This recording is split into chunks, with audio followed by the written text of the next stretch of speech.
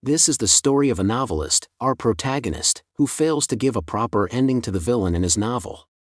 Because of this, the villain breaks through the fabric of fiction and pulls the writer into his world to make him experience what it truly means to be the villain. So without further delay, let's dive into this thrilling new manhwa. The chapter begins with a glimpse of the villain in the novel's world, lying at the edge of death. Even in his final moments, he's staring at the world around him, thinking, "How beautiful. I wanted to destroy it, rule it, and raze it to the ground." We see his body impaled with multiple spikes, the wounds fatal. Yet, he's not filled with rage. He's filled with regret. Maybe life could have been different if I'd chosen another path. Meanwhile, the hero who defeated him begins to walk away, saying coldly, "For a wicked villain like you, this death is more than fitting." Cut to the present world, we're introduced to Nam Woo-hyun, a novelist. He's sitting in front of his computer, narrating how he finally killed off the strongest villain in his story. That means his novel is nearly complete now. But instead of satisfaction, he's consumed with sadness. He never wanted to give it such an ending. Yet he had no choice. Still, he breathes a sigh of relief, it's finally over. One last chapter, and his journey as a novelist ends. Just then, there's a knock at his door. Confused, he wonders who could be visiting at such a late hour. He calls out, but there's no reply. As he approaches the door, the knocking suddenly stops. Suspicious, he assumes it might have been a drunkard messing around and chooses not to open it. But as he turns around to go back, he notices a single page floating in the air. Shocked, he wonders where it came from. When he picks it up, it reads, "This is a gift. When you need it, ask for anything you desire." Confused, he wonders what kind of page could be considered a gift. Suddenly, a red, demonic energy surges out from the page, and right in front of him, the wounded villain from his novel appears. Seeing him in real life leaves Woo-hyun completely speechless. The villain mutters, "So, this is how I die. I can't believe it. I gave it everything. I spent 10 years sharpening my blade to get revenge on those who destroyed my family. I lost my friends, my love, everything. And I still failed. But you must know exactly how I feel, don't you?" That's when Woo-hyun realizes, this is the villain from his novel. The villain then says, "Please. Finish my story. Witness the end. For me." And with those words, he releases his dark aura directly onto Woo-hyun, causing him unbearable pain. The next moment, Woo-hyun wakes up. At first, he thinks he just fainted. But as he looks around, the room feels unfamiliar. He rushes to the mirror, and is shocked to see crimson red hair and a sly, fox-like smile staring back. He's now in the body of Arsene Adel, the most dangerous villain of his own novel. And the worst part? In just 10 days, this villain is destined to be assassinated. Woo-hyun, now Arsene, explains that Arsene comes from a half-demon bloodline, as does his entire family, one of the strongest in the empire. But that family was destroyed, brought down by the other 6 great families of the empire. Arsene is the sole surviving heir. He tried to get revenge many times. And failed every time. And now, out of desperation, he summoned his creator, Woo-hyun, into his world. But even now, the countdown to his death has already begun. Arsene opens his status window, revealing impressive stats. He has multiple skills, including mana manipulation, with a mana stat of 341. Woo-hyun is impressed. Arsene is by no means weak. In fact, he's the strongest villain in the novel. But even so, Woo-hyun never made him stronger than the story's protagonist. As a writer, he had to ensure that no matter how powerful or cool the villain was, he could never surpass the hero. That leads to the real problem: Woo-hyun can't control mana. He made Arsene so overpowered to intimidate others, but now that he's in Arsene's body, it's all backfiring. Then he spots the same mysterious page, the one that said it would grant a gift. He picks it up again and wonders. Could it really help him now? He hopes for a miracle, but the text on the page is gone. Now it's just a black sheet. Frustrated, he doesn't know how to use it. But then, new words begin to appear.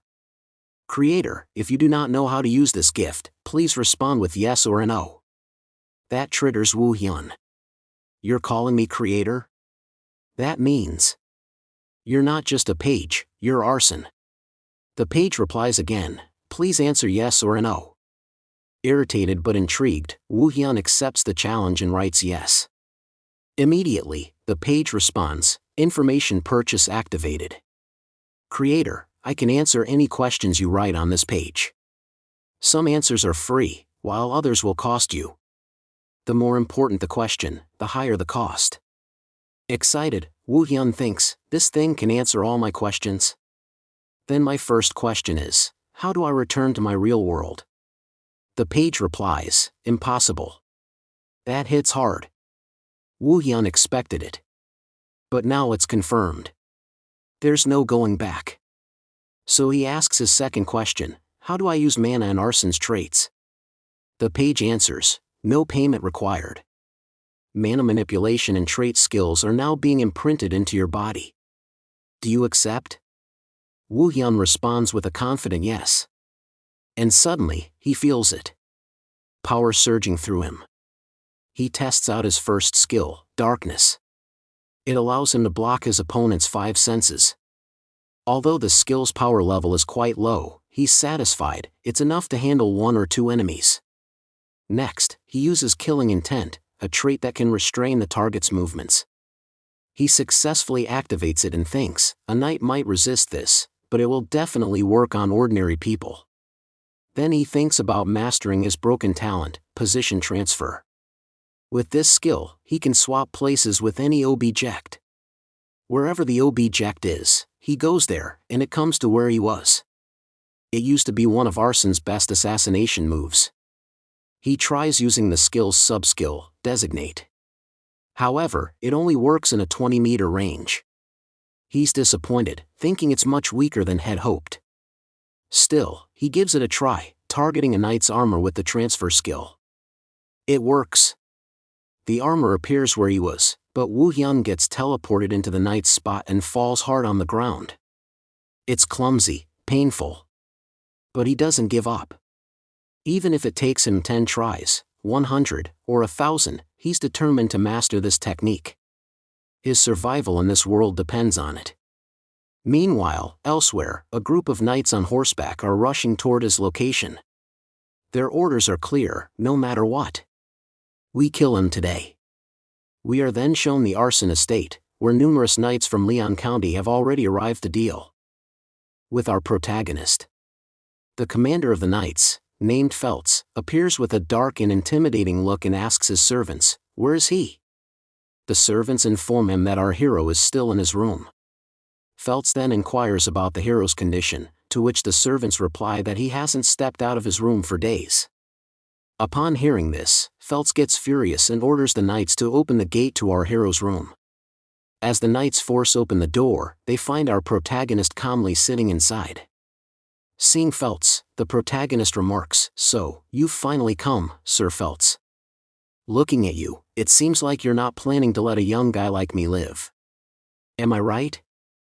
To this, Feltz coldly replies, how absurd. Eliminate him. Immediately, one of the knights rushes in to attack our hero. But our hero swiftly uses his trait skill called Position Transfer, choosing the incoming knight's strike as his exchange point.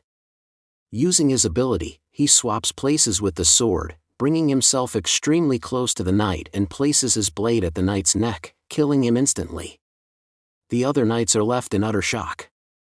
Feltz shouts, what are you all waiting for? Kill him. As the knights rush in to capture him, our hero breaks the window and jumps out. Mid-air, he throws his blade to the ground and again uses his trait skill to swap positions with it, landing safely without taking damage. However, the excessive use of mana begins to take a toll on his body. Determined, he thinks, I must get to the arson forest as soon as possible, and starts running. Feltz sees this and shouts at his knights, catch him. He's escaping. The scene shifts to the arson forest. Our hero is running at full speed and thinks, even if I manage to escape the territory, survival is still uncertain. The only way I can make it is by entering the gate to the demon realm. Since the demon army suffered massive losses in the last war against humans, they're weakened. If I can prove my skills there, maybe they'll accept me as one of their knights, and I'll survive. However, knights are still chasing him. Am I caught? He wonders. Feltz continues barking orders, spread out. We must find him. Our hero hides nearby and thinks, the real issue isn't how I'll get to the demon realm. It's that I don't even know where the gate is. Just as he continues his search, he accidentally steps on a branch, making a sound. He freezes, feeling like he's been discovered. Suddenly, a powerful sword slash strikes his location, completely destroying the area. Feltz appears and says, "So, this is where you were hiding, rat." But the hero had already used his trait skill to escape just in time. However, now only 2 uses of the transfer skill remain before his mana runs out. He starts running even faster to locate the gate. Still unable to find it, he resorts to his last option, an information page. He asks it the way to the demon realm. The page replies, there is a price for the answer. Either pay 100 gold coins, or provide an A rank or higher artifact. The protagonist gets angry and shouts, "You idiot! Do I look like I have gold in this situation?" Just then, an aura sword attack slams into him, sending him crashing into a tree and injuring him badly. Feltz arrives and says, "You thought you could escape? You wanted to live? That's not possible, Abel Arson. You'll die by my hands today." Our wounded hero, thinking to himself, says, "Don't make me laugh. You think he'll go down that easily? I still have one last option left. Whether I live or die, I will use it." He grabs his blade and stands firm in front of Feltz. Seeing this, Feltz says, "Even now you think you can fight me? I suppose you really are the patriarch." Our hero mocks Feltz, "Why are you so proud of yourself? You're all adults who came to capture a mere child. Why don't you just change jobs, from knights to nannies?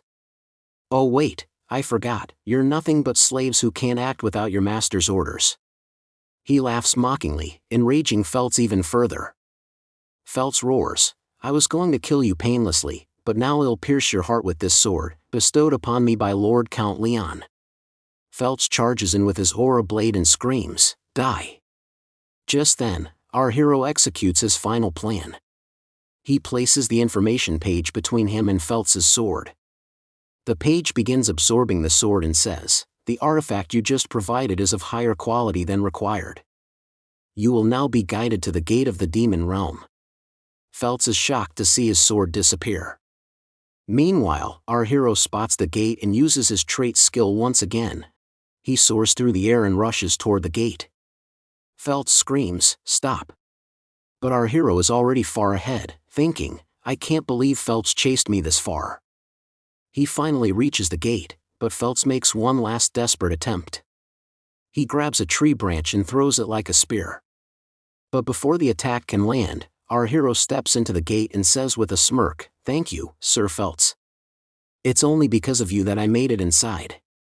With that, he disappears into the demon realm, leaving Feltz stunned, frozen in disbelief. And so, our hero successfully enters the demon realm. Our hero is sitting inside a dungeon, casually eating some jerky. He explains, "I don't know how much time has passed, but ever since I crossed the demon gate, I ended up in this dungeon. Maybe this place is linked to that demonic gate. It seems like a man-made dungeon." He has several thoughts running through his mind. Why is there a bag full of jerky here? Why is there a stone bed? And the biggest question. There's a barrier in front of me that deflects any kind of blade attack. Inside that barrier, there's a terrifying guardian. I don't know which family created this dungeon, but that guardian is seriously scary. If I go in, I might die. Suddenly, an information page pops up and informs our hero that he made a mistake. He paid with an item that wasn't in his possession, which could earn him a penalty. Luckily, since it's his first offense, he is forgiven, But if it happens again, it may restrict him from purchasing information in the future. Nervously, our hero thinks, so the information page forgave me once for my mistake. At that moment, he notices a strange stone embedded in the wall. Curious, he presses it. But a voice instantly tells him, "You do not have the authority to use this." This confirms his suspicion. This stone must be the trigger to deactivate the barrier. What a shame. But I need to find another way out of here. Suddenly, he spots a small stone that fell off the guardian's body inside the barrier. That gives him an idea. Using his trait's designate skill, he targets the stone and activates his move skill to swap places with it. Boom! He successfully gets inside the barrier. He's overjoyed, it worked. But what he doesn't know is that something dangerous awaits him. Right in front of him stands a rock wolf, who opens its massive jaws to devour him. Just then, the scene shifts. We're now in a grand castle within the demonic realm. A demon is scolding his servant for spilling water. Overseeing all this is the patriarch of the bear's family, named Crete. He walks in and says, "This place sure is lively. Likely because my daughter is preparing to raid a mid-level hidden domain soon. It's tricky, but if she clears it, she'll earn the right to enter demonic school Saitan. Even if I told her not to go, she wouldn't listen. She wants to enter Saitan to take revenge on a human who killed her mother. That feeble human. Will she even survive a place where only savage demons gather?" Just then, a maid rushes in and exclaims, "Patriarch! We have a huge problem." Lord Crete, now with a darker aura, asks, "What's this fuss all about?" The maid apologizes and says, "We just got news. An unidentified person has entered the hidden room." Lord Crete is confused. "How is that possible?" She responds, "We don't know. The gate to that domain wasn't even open. No one understands how he got in." Lord Crete thinks, could it be that someone from the human realm entered one of the gates we created into the demonic realm, and ended up in this hidden domain? He then calmly says, "No need to worry. He'll die on his own. Just focus on preparing for my daughter's examination." But in his mind, Crete thinks, if that unknown intruder clears the domain, he might become a useful pawn. Back inside the hidden domain, our hero swaps back to his original position just in time, narrowly escaping the rock wolf's attack. "Now I get it," he mutters. "There's a rock wolf inside the barrier. Even if I make it in, it'll die." But then another idea hits him. Wait. The wolf is also made of rock. What if I use my trick again? Using designate, he targets the rock wolf and uses move, this time pulling the rock wolf outside the barrier and placing himself inside. As the wolf tries to enter again, it slams into the barrier. Our hero moves on, trying to find the exit, but suddenly, he sees something even more terrifying than the wolf. A rock mantis monster. Seeing it, he sighs. Looks like he'll have to fight a powerful monster on every stage. Once again, he uses his shift skill combo on the rock mantis. Now moving ahead, he encounters multiple traps. He expertly dodges them by using his position shifting trait. "As long as I have something to swap places with, I can easily avoid any trap," he says with a smirk. Eventually, he reaches the final part of the hidden domain. A voice echoes, "Welcome for making it this far." Our hero replies, "Are you welcoming an intruder?" He senses a presence. There's definitely a boss monster up ahead. And he's right, he spots a Death Knight, made entirely of rock. Sensing its power, he thinks, this thing might be as strong as Felt's. The Death Knight releases a dark demonic aura and says, "I respect your strength for making it here." But before he can finish, our hero once again uses designate and move to swap places. The Death Knight ends up inside the barrier, and the hero safely outside. In front of him is a large treasure box, bigger than any normal one, adorned with a dragon-shaped ornament. Looking at it, he thinks, I've seen this shape somewhere before. What's a dragon symbol doing in the demonic realm? Then it hits him, among the highest-ranked families in this realm, there are 7 deadly sins: sloth, lust, gluttony, wrath, envy, greed, and The most evil and prideful, pride, symbolized by the black dragon. He now realizes, I'm in Bear's territory. Panic sets in. If Bears finds me, he'll kill me. I need to grab whatever's in this treasure box and escape fast. He opens the chest.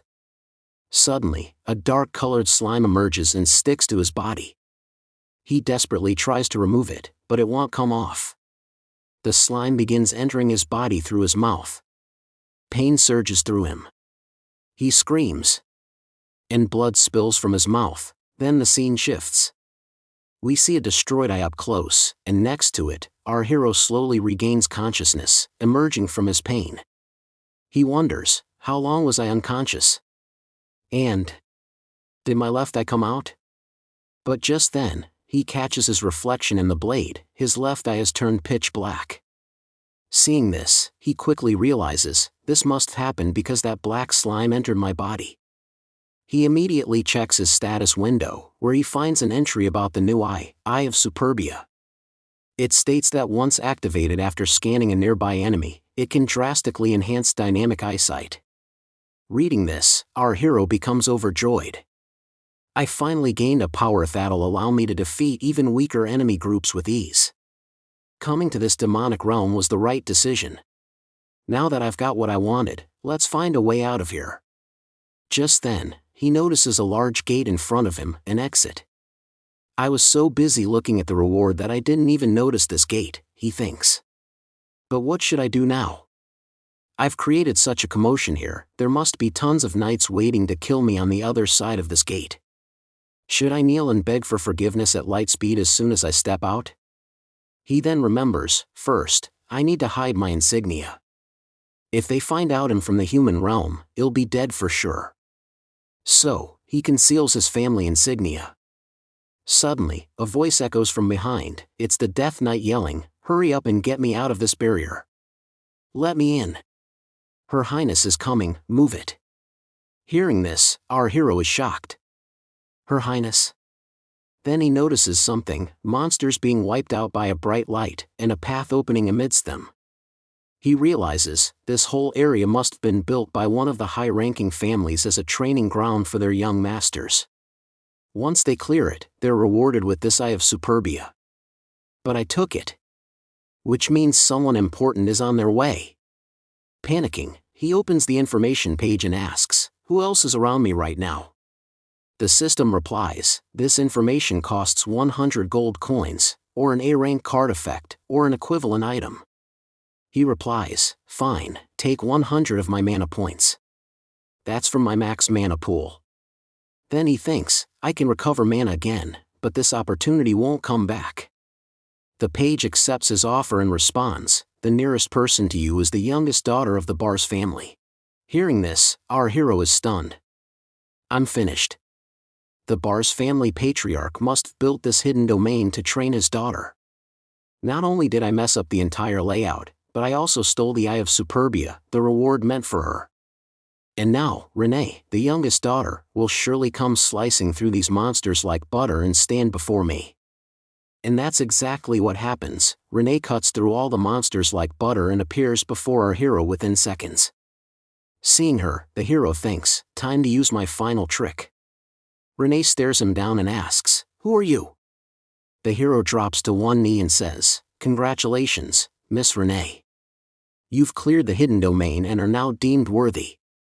Renee, radiating dark aura, responds coldly, explain what you're doing here. But the hero doesn't flinch. He says, the patriarch appointed me as your guardian. She glares at him, they assigned someone as weak as you?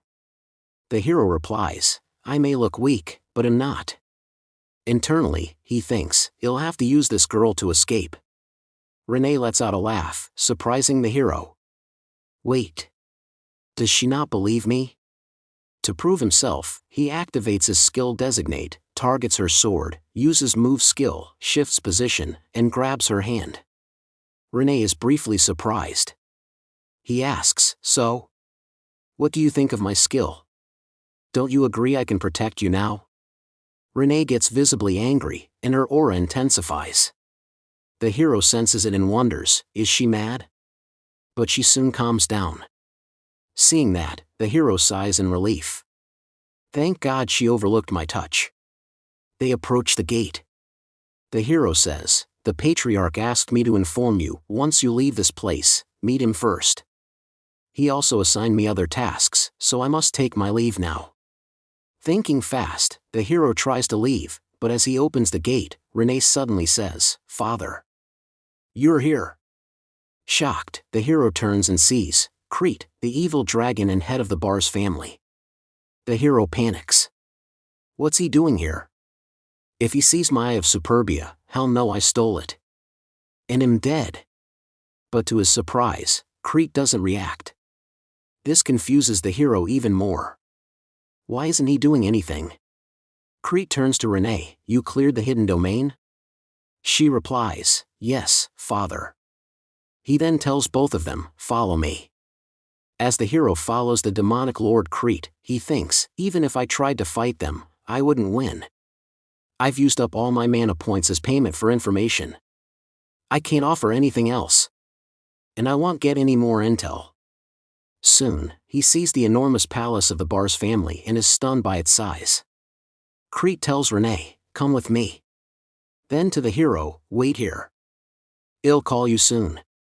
He orders all his subordinates to leave, and the hero thinks, this is my chance to escape, they left me alone. But just as he's about to flee, he senses the presence of many strong individuals around him. Nope. I can't escape. Inside the palace, Crete asks Renee, you've cleared the final task too. Are you sure you want to attend Citan Academy? She confidently replies, yes. Crete pauses for a moment, then says, let's not talk about that now. Tell me, how was that boy's performance? Renee reflects on the skills the hero used and says, he's quite skilled. Crete is surprised, how intriguing. Then, he permits Renee to enroll in Citan Academy. She becomes thrilled. Meanwhile, Crete ponders. To clear the hidden domain so quickly. And to obtain the Eye of Superbia. And even gain Renee's favor, this boy is incredibly talented. I can definitely make use of him. Outside, the hero stands nervously and wonders, how much longer do I have to keep standing here like this? Just then, a demon escorts our hero into the palace, saying, this way. He brings him directly to the Patriarch's chambers and announces, Patriarch, I've brought the boy. Our hero now stands before the demonic lord. The lord silently stares at him with fierce eyes, saying nothing. A heavy silence fills the room. Our hero, confused by the lord's silence, thinks, what's going through his mind? Why isn't he saying anything? Breaking the silence, he finally asks, why did you spare my life? At this, the demonic lord's dark aura begins to surge as he growls, you bastard. His presence becomes overwhelmingly intense. In a fit of rage, he yells, you fooled my daughter perfectly. The pressure from his aura slams into our hero, forcing him to collapse to the ground. But despite the pain, he shouts, demonic lord, I know you don't want to kill me. If you did, I'd already be dead. Hearing this, the demonic lord stops. The pressure lifts, and our hero catches his breath, thinking, that demonic pressure. It was terrifying. Then, the demonic lord speaks, you're clever. What's your name, boy? The hero replies, my name is Adele. Hearing this, the demonic lord uses his power to levitate Adele and says, Adele, come here. Adele floats toward him and the lord lies down on a bench nearby. Seeing this, Adele nervously asks, what do you want from me? The demonic lord calmly says, open your mouth. He pulls out a tiny poisonous snake and shoves it down Adele's throat. You claimed you were my daughter's protector, he continues, now, you'll live up to that role. Releasing a terrifying surge of his aura, he warns, if you ever even think of hurting my daughter, that snake will release poison directly into your heart and kill you instantly. The pain hits hard, Adele collapses again, overwhelmed. Then the demonic lord says, you may leave. Your living arrangements have been made. Rest there, and come when I call you. Lying there, our hero wonders, what the hell did he just feed me? We're shown Adele's assigned room. A demon servant says, "This is your room. Please make yourself comfortable." Adele looks around, thinking, because of Lord Creet's will, I have a place to stay. I should be grateful for being spared. But I can't shake the feeling I'm just being used. He then realizes, Lord Creet acknowledged me. That's a good thing. But the most important matter now is getting this snake out of my heart. To do that, he activates his skill, position change, and successfully teleports the snake from his heart to his hand. He's relieved, it worked. That looks disgusting though. He thinks about killing it but realizes, if I do, the Lord might find out. Then, he notices the snake waking up. Adele realizes, when it was inside my heart, it fed on my mana and stayed asleep.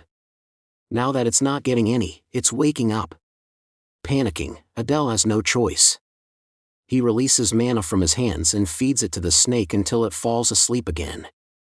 Finally, he sighs in relief, I don't know how many more problems are waiting for me. But he'll deal with them. Exhausted, he checks his status window and sees his position change skill has leveled up, from level 1 to level 2. Though happy, he notices he sacrificed 100 mana points and now has very little left. Even if he reached 500 mana points, it would still be a drop in the ocean, because our hero has massive potential for mana. He wonders, how can I increase my mana capacity? Suddenly, he finds a possible answer. Scene shifts to Renee, who angrily says, I don't like this. Adele responds, you didn't like something? It's been 3 days since Adele became Renee's bodyguard, but during that time, she's been cold to him. He reflects, she wasn't always like this. But ever since that human killed her mother, she's changed. I feel guilty. I was the author of this story, after all. Just then, a demon servant arrives and says, Sir Adele, Madame Renee, the Patriarch is calling for you. Adele and Renee appear before the Patriarch. Adele thinks, he must want to talk about Renee enrolling in the Saitan Academy. Renee had completed the task given to her and hoped she'd be allowed to enroll. But Creet wouldn't let her go that easily. The Patriarch says to Renee, Saitan Academy isn't an ordinary academy. Many demons don't survive there. If you go, you'll die before you can avenge your mother. Renee clenches her fists in anger. Seeing her reaction, Adele thinks, I shouldn't be here. But then Creet says, if Adele goes with you, he'll permit you to enroll. Both are shocked. Renee immediately shakes her head in refusal. Adele wonders, does she really hate me that much? He then explains about the Saitan Academy, a prestigious academy in the demonic realm where only the most promising youth enroll. Students from Saitan Academy often clashed with those from the Imperial School, Adel's former school. Countless students died in these conflicts. Renee was one of them. Saitan Academy is a place where death is only a heartbeat away. Adele wonders, why would she want to go to such a place? Still, he realizes, this might be an opportunity for me to build power. I know a lot about the upcoming incidents between Saitan and the Imperial Academy. I can use that. Adele then tells the Patriarch, I'm ready to go. But I have one request. The Patriarch eyes him and Adele says, it's related to mana. If I've been given a chance, I should take it, he thinks. Hearing this, the Patriarch says, I thought you'd ask me to remove the poison.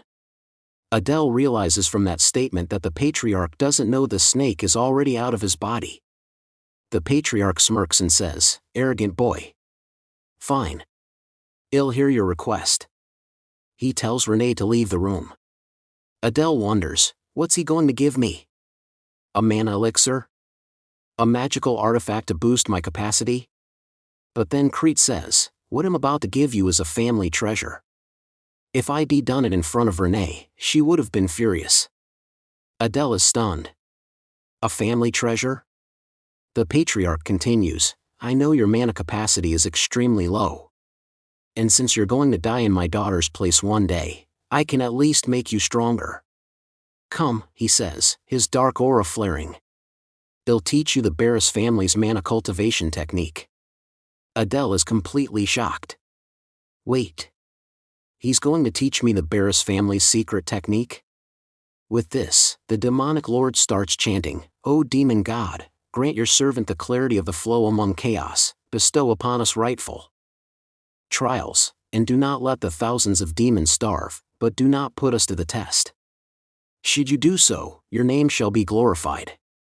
As soon as the chant finishes, our hero's mana capacity increases. The demonic lord says, "If you were an ordinary human, you would have already passed out from hearing this chant, but you are an interesting person. With this cultivation technique, your mana is directly bestowed upon you by the demon god. Whatever you desire, you will succeed in attaining it." Upon hearing the demon god's name, our hero is slightly shocked. The demonic lord continues, "It seems your family belongs to the 7 deadly sins," which further shocks our hero.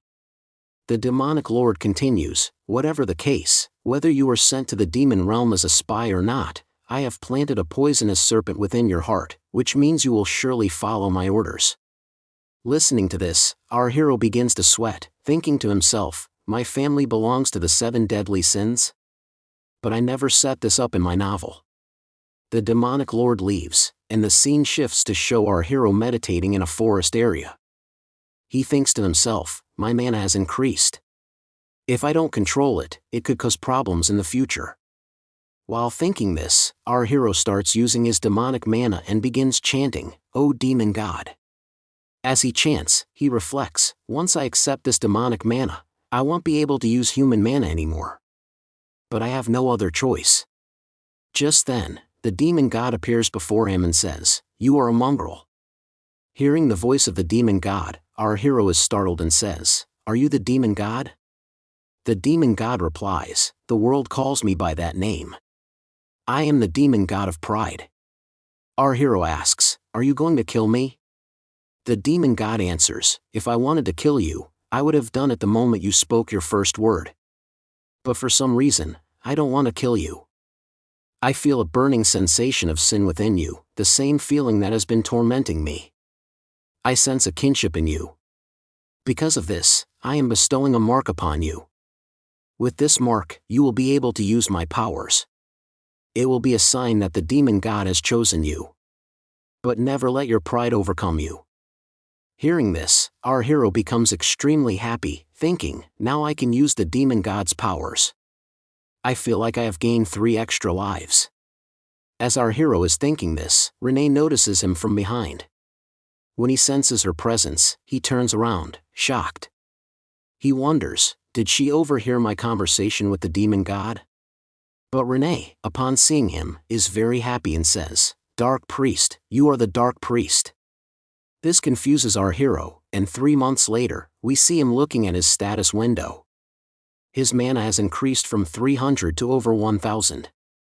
He thinks, 3 months have passed since the demon god marked me, and since then, I've been training my mana, which has tripled. My skills and focus have helped a lot. If I continue training like this, in a few years, he'll be able to defeat the knights of the 6 great families from the human realm. With my current power, I can clear that hidden domain, the location of which only I know. But before that, I need to get rid of this girl." We then see Renee training outside his house, which is causing him a lot of trouble because he can't enter the hidden domain as long as she's around. Our hero calls Renee over, and when she comes, he thinks, she's misunderstanding me, thinking I'm a dark priest, which is why she's listening to everything I say and not ignoring me like before. He continues, "I'm not a dark priest, but I understand why she might think that way because only dark priests can communicate with the demon god. Fortunately, she didn't overhear my conversation with the demon god.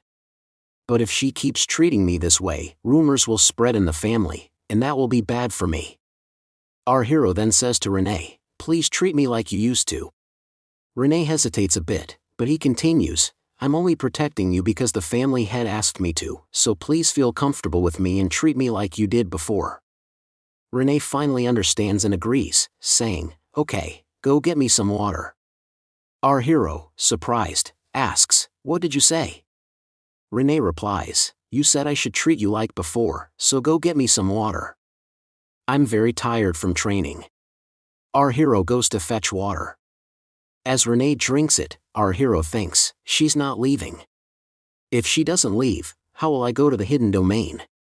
I need to get there before the hero of this story, because if I want to survive in the Saitan Academy, I'll need a reward.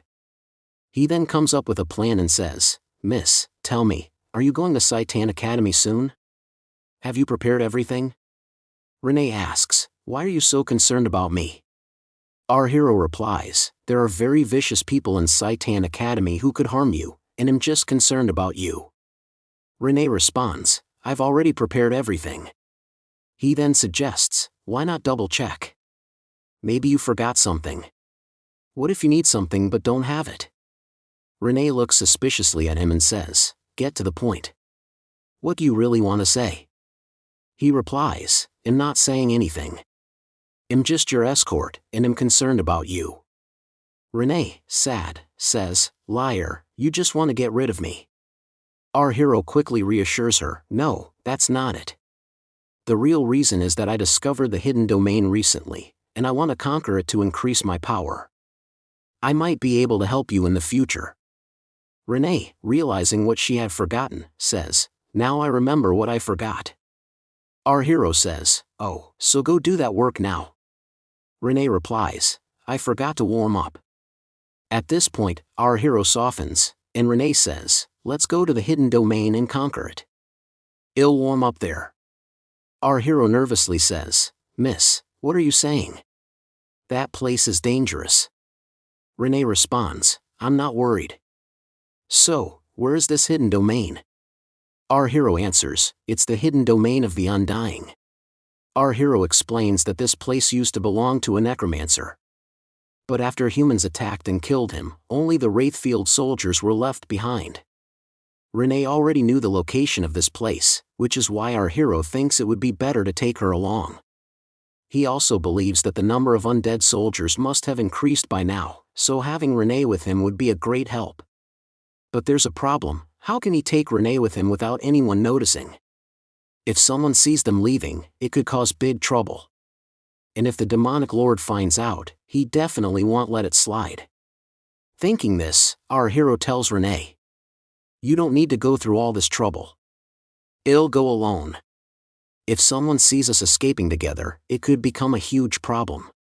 But Renee replies, don't worry. I know of a secret exit. A short while later, they find that exit, a hole beneath the wall.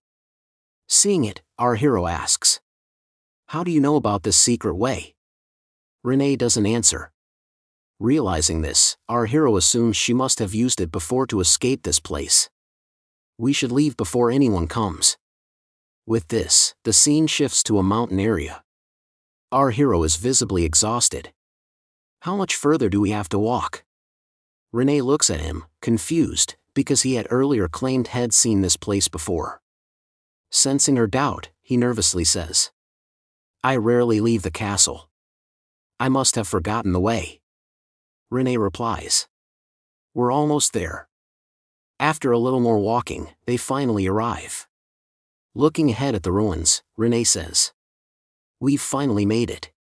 Our hero sees the ruins and thinks to himself, no matter what happens, I must not reveal that I belong to the arson family.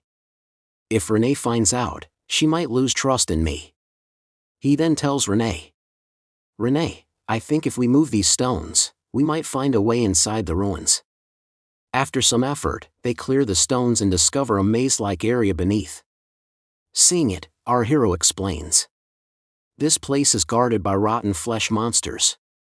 He notices an entrance and says, maybe this is the way in. Should I go first? Renee says, no, I'll go ahead. They both enter. Inside, our hero notices it's brighter than expected. Look, Renee. We've finally arrived at the right place. It's a graveyard.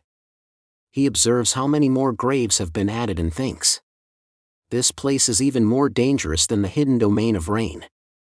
Renee says, let's keep going. But as they move ahead, skeletons start rising from the ground, surrounding them. Renee, leave the undead skeletons to me, says our hero. Renee understands instantly and starts rushing through the skeletons, crushing them. But our hero realizes something. These skeletons must be controlled by a necromancer nearby. If we defeat him, they'll stop. Renee starts searching for the necromancer. But just then, the broken skeletons start reviving again. Seeing this, Renee panics. Why are they reviving again? We are then shown the necromancer, using his powers to resurrect the skeletons. He shouts, "How dare you enter this place? Skeletons, kill the intruders." Renee, now worried, says, "They keep reviving. What do we do now?" Our hero replies, "We have to take down the caster. If we defeat him, the skeletons won't come back." Suddenly, a skeleton attacks our hero, but he dodges and slices off its head with his blade. "You go ahead, Renee. I've got a plan to defeat the caster." Trusting him, Renee rushes toward the necromancer. Seeing her approach, the necromancer commands his skeletons to stop her. Meanwhile, our hero looks at the necromancer's crystal ball and thinks, "If I destroy that crystal, this fight will be over. Then I can finally use my trait, Position Transfer, second skill." Just then, giant skeletons block Renee's path. Our hero realizes this won't be easy. "Miss, be careful." Renee charges forward and smashes through them. Taking the opportunity, our hero uses his position shifting skill and teleports near the necromancer.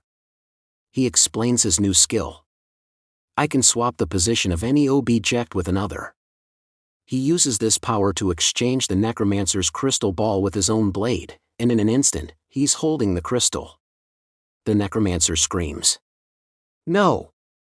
This can't be happening." But our hero crushes the crystal, and just like that, the necromancer dies. Seeing this, both our hero and Renee are relieved. But strangely, as the necromancer dies, he says, "Thank you." This surprises our hero. He thinks, "I wrote this story. It's because of me that all of them had to suffer. Rest now."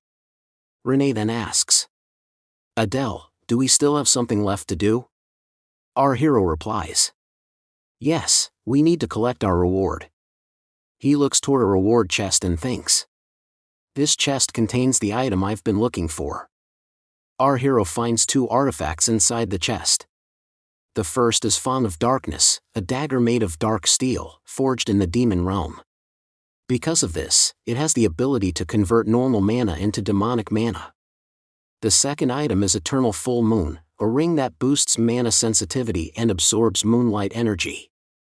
Looking at the dagger, our hero is completely shocked and thinks, "With this dagger, I can properly utilize my demonic mana.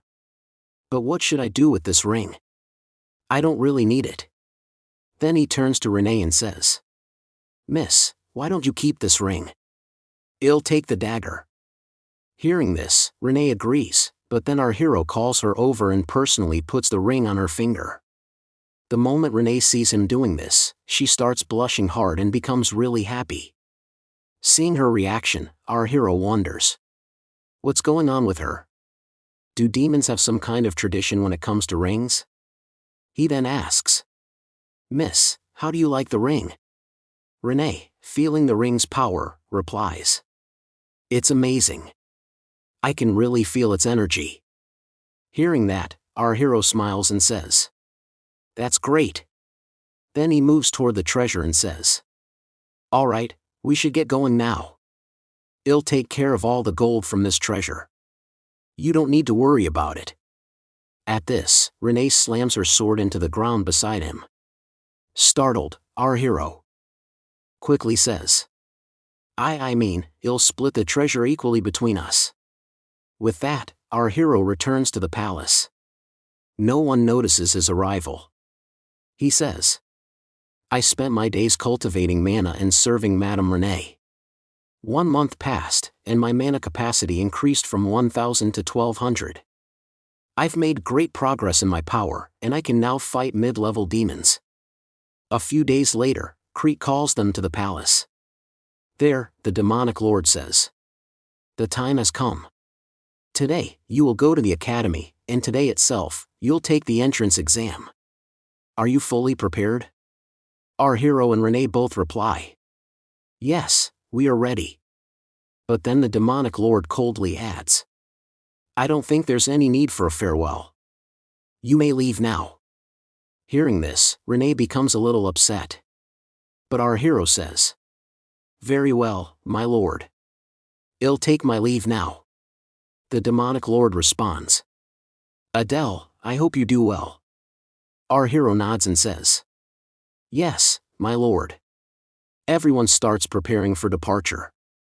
The demonic lord silently watches his daughter leave. Seeing this, our hero thinks. I thought he wouldn't come, but he did. That means. Even the demon lord cares deeply for his daughter. And so, everyone departs. Our hero starts to worry about the future, but also believes. If I make it to the capital of Saitan, I can achieve my goals. Our hero and Renee are seated together in a carriage. But Renee doesn't say a word to him. He wonders. Why isn't she talking to me at all? Meanwhile, Renee looks at him and thinks. When I first saw him, he seemed so suspicious. But now, he looks handsome. Seeing her stare at him like that, our hero breaks the silence. Miss, this road is quite beautiful, isn't it? Are you all right? Renee doesn't reply, but in her mind, she's conflicted. How can I be suspicious of him? He was speaking to the demon god. He must be a dark priest. Our hero, scared and nervous, thinks. Did I mess something up? Meanwhile, Renee looks at the ring on her finger and thinks. In the demon realm, when someone puts a ring on another's finger, it means they're bound as life partners. But he put it on me without saying a word. What does it mean? I want to know. She blushes as she thinks about it. Then our hero says. We're almost there. Renee replies calmly. All right. She shows no emotion. Our hero nervously asks. Did I do something wrong? Renee responds. I'm feeling sleepy. I'm going to take a nap. Soon after, they arrive at the demon realm's capital. Looking around, our hero thinks. This place is stunning. He observes the demons around him. Some have extremely strong physical bodies, others have horns on their heads. There's a clear difference between commoner demons and elite ones. The elites have special tattoos around their necks. Seeing that, our hero thinks. I have a tattoo on my neck too. Renee interrupts his thoughts. What are you looking for? Come with me. Our hero asks. Where are we going now? Renee explains. First, we need to register ourselves. Our hero asks. By the way, when is the entrance exam scheduled? Renee replies. 2 days from now, in the afternoon. Until then, we can rest in the city. Our hero excitedly says. We have 2 days, then let's explore the city. But Renee responds. I'm not feeling good about this. I'm not going. An awkward silence follows. Our hero hesitates and thinks. Renee has probably never stepped out of her house. Should I really make her go out? Suddenly, Renee says. Hurry up. Follow me. Our hero follows her to the registration area. The staff member says. You're now registered. Come back in 2 days. Then our hero steps forward and says. I'd like to register too. The demon looks at him and says. You want to register? You don't even look like a demon. Then he scowls and calls him a half-demon. Furiously, he shouts. How dare you think of entering the academy? We know we lost the war against the humans, but our demon capital hasn't fallen so low that we'd accept a half-demon like you. Hearing this, our hero silently thinks. I think my future is going to be very depressing. The demon growls, saying, it's because of pests like you that the reputation of the demon realm is ruined. But just then, Renee arrives and asks, what's going on here? Upon seeing her, the demon's expression shifts. That attitude. And those horns. You must belong to one of the families of the 7 deadly sins. If you're an applicant, reveal your identity. Renee calmly introduces herself. My name is Renee Barris, and he, pointing to our hero, is my personal guard who will be entering the academy with me. Hearing this, the demon at the registration desk looks extremely disappointed and says, I can't believe the family of the 7 deadly sins has lowered their standards so much. Hiring a half-demon as a bodyguard. I expected better. Renee, furious, draws her sword, cloaked in dark aura. That's enough. I won't let you insult my Barris family anymore. The demon, terrified, stammers, We don't discriminate against any applicant. Please, applicant, state your name. Our hero replies, I'm Adele, from the Pixie House. The demon says, fine. You two are now registered. Your entrance exam will be held in 2 days. They start walking away, but Renee is still visibly angry. Meanwhile, Adele is deep in thought. During the Human-Demon War, demons were defeated, and humans treated them horribly. That's how half-demons came into existence, and why demons now despise them. I'm angry. But what can I do? He turns to Renee. Madam, we should find a place to stay. Scene shift. Adele finds a rundown old hotel. Renee looks at it and asks, isn't this a bit ancient? He sighs, we don't have much choice. We're short on funds. Even the 7 deadly sins families are low on money due to the ongoing war between demons and humans. They enter the hotel, and Adele approaches the front desk. We need a room to stay. The receptionist asks, 1 room for both of you? Hearing this, Renee blushes furiously. Adele quickly clarifies, no, 2 separate rooms. All right, the receptionist says. That'll be 2 gold coins, including meals for both of you. Adele thinks to himself. This place is really cheap.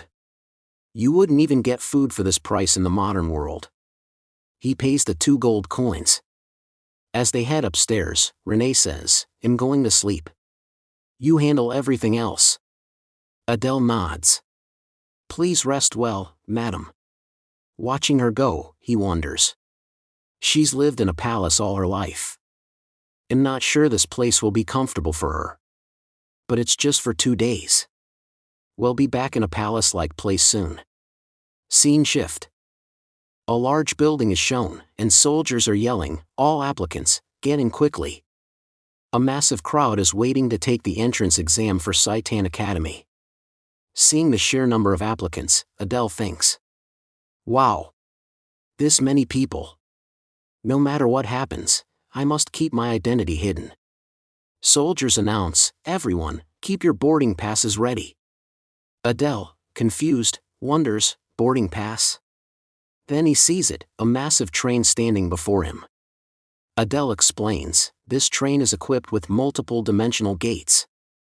No one can attack it, and you can't reach Saitan Academy without boarding it. He gets on, and Renee sits beside him. An announcement echoes, fasten your seatbelts. This will be a bumpy ride. Soon, they arrive at Saitan Academy, and Adele is stunned by its sheer size and grandeur. He and Renee disembark. A voice announces, follow your guide to the auditorium. That's where the entrance exam will begin. Everyone arrives at the giant auditorium and is astonished. Adele looks around. So many young kids. I wonder if any of them are from the 7 deadly sins families. Then he notices some adults and realizes they must be instructors. Suddenly, Renee announces, time's up. The auditorium doors shut, and everything goes dark. Adele panics, it's daytime, how did it suddenly get dark? Is this magic? What kind of exam is this? A loud voice shouts, silence. Everyone looks up. The headmaster of Saitan Academy appears and says, you brainless, idiot fools. Let's see how many of you are in a hurry to die this year. Even just her voice sends a crushing pressure through the room. The headmaster then says, without wasting time, let's begin the entrance examination. She starts releasing a terrifying aura. Adele struggles under the pressure and worries about Renee, but she tells him to focus on the exam. Other students begin collapsing. An instructor comments, the headmaster's tests are always unique. Another responds, true. No matter how strong you are, if your mental strength is weak, you're useless. Adele thinks, the headmaster handles the first stage to verify mental strength. If captured, we shouldn't leak demon secrets, so this test is necessary. An instructor notes, many students can't even last 5 minutes. Another adds, I expected more this year. I thought we'd find some promising students. I'm disappointed. But the first instructor replies, actually, 40% of the students are enduring this pressure for more than 5 minutes, that's better than last year. And even more impressive, all the heirs of the 7 deadly sins are still holding on. Then one instructor notices Adele. Who's that boy? He doesn't seem to be from any of the 7 deadly sins houses. Yet he's still standing? The female instructor adds, yes. He's endured this pressure for over 10 minutes. That's incredible. But the male instructor frowns.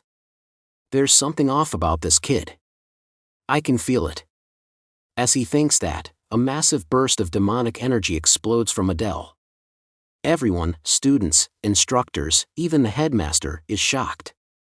Adele has transformed into a demon. The instructors react immediately. We must kill this boy. No matter what. Seeing this intense killing intent, the instructor becomes extremely nervous. He explains that there are many types of intent, some as weak as insects, others as wild as beasts, but the one being released here is of a monster level. It's extremely dangerous, and he can't believe that he's reacting so strongly to a mere applicant's killing intent. Just as the instructor is about to attack our hero, the headmaster gestures for him to stop. Meanwhile, our hero is suppressing the pressure using his own killing intent. But it's not enough. So, he decides, I need to push it just a bit further. He starts amplifying his killing intent even more. Seeing this, the headmaster smirks and says, you're holding up really well against my pressure. Then I suppose I should increase it further. And with that, she intensifies her aura. But our hero doesn't back down. He dives deeper into his dark aura and tells himself, I just need to endure this for a little longer. Finally, the test ends, and our hero passes.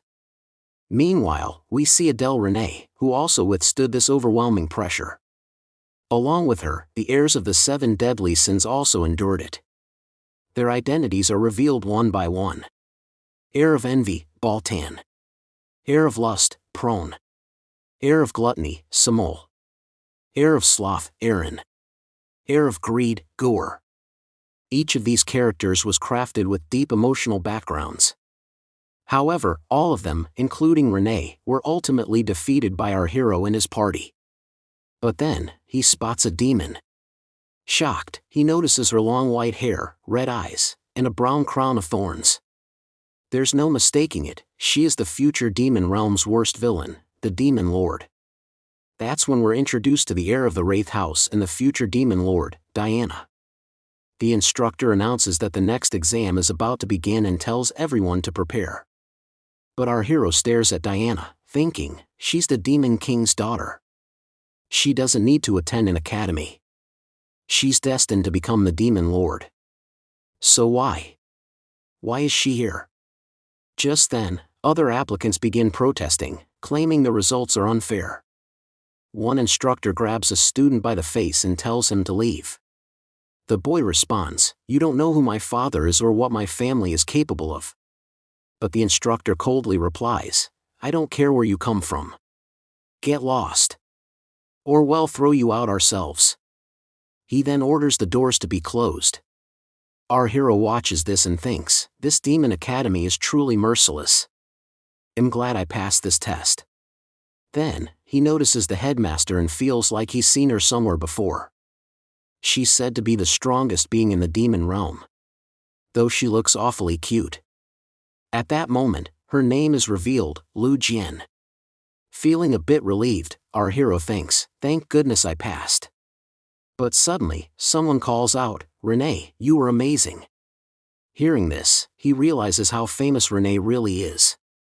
Even the 7 deadly sins children are celebrities here. They all endured the pressure for over 10 minutes. Renee then approaches and congratulates him. He thanks her. Just then, another instructor addresses everyone. Attention, everyone. My name is Aries, and I'll be your inspector and trainer. Our hero looks at Aries' bulky build and thinks, this guy must be hiding tons of throwing knives under his body. Aries explains, this exam tested your mental strength, how you'd react if captured and tortured by humans. Those who passed with high scores will be awarded extra points. Perform well in the next exam, and you might earn the right to enter the weaponry division. Hearing this, our hero is thrilled and thinks, I'm so glad I made it this far. But then, he notices all the other students glaring at him with jealousy. Aries then announces, the next exam will test your abilities, what kind of weapons and skills you'd use against humans. Based on your choices and performance, your class placement will be decided. Hearing this, Abel starts to wonder, this test will judge our abilities, but what kind of humans are we fighting against? Aries grins and says, let me show you what kind of human you'll be up against. He snaps his fingers, summoning a swirling vortex. From it emerges a figure holding a long sword. Our hero's expression turns serious as he exclaims, that's 90 Cell, one of the strongest heroes from the 6 human families. And with that, the episode came to an end. If you enjoyed this episode, let me know in the comments. If I get enough support, I will continue bringing daily episodes. So, stay tuned, take care, and goodbye.